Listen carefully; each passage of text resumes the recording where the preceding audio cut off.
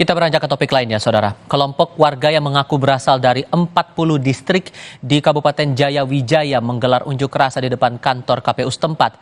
Masa memprotes penetapan hasil rekapitulasi yang diselenggarakan oleh KPU.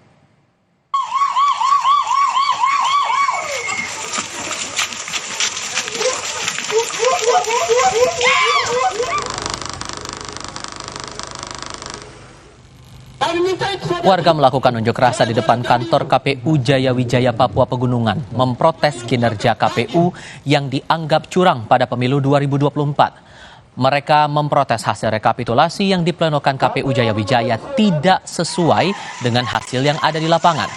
Massa menuntut KPU kerja secara netral dan tidak memihak untuk kepentingan salah satu caleg.